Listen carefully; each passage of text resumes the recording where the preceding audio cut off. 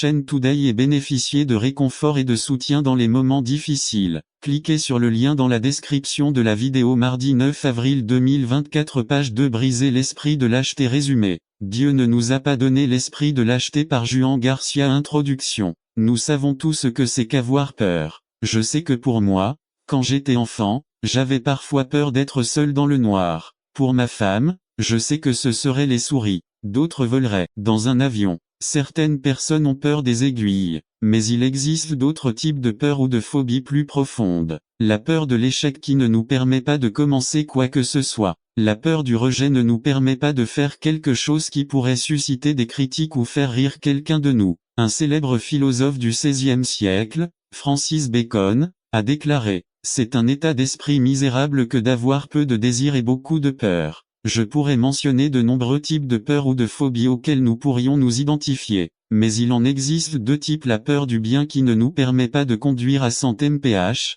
de ramasser un serpent ou de sauter d'un bâtiment à un autre, des choses dangereuses, mais il y a aussi la peur qui est néfaste. C'est un esprit mentionné dans la deuxième citation que nous lisons. La lâcheté nous paralyse et ne nous permet pas de faire les choses que nous devrions faire ou nous nous enfermons. Nous servons Dieu parce que nous le craignons. Nous ne pouvons pas dire que c'est de la peur car la peur ne nous permet pas d'obéir à Dieu lorsqu'il nous donne des instructions. Si je devais vous demander aujourd'hui, vivez-vous une vie engagée envers Dieu? Il n'y a que 3 réponses. Oui, non ou parfois. La première citation que nous lisons commence à nous parler de ce qui se passerait si nous obéissions partiellement à Dieu. Si nous voulons vaincre nos peurs, nous devons vivre une vie dans une obéissance totale à Dieu. Lisez les versets 1 à 14 de 2 Rois chapitre 5. Principe de foi et d'obéissance à le problème de Naaman. Le problème de Naaman n'était pas sa renommée, sa popularité, son prestige ou sa position. Le problème était la lèpre. C'était peut-être ce qui l'empêchait de dormir la nuit.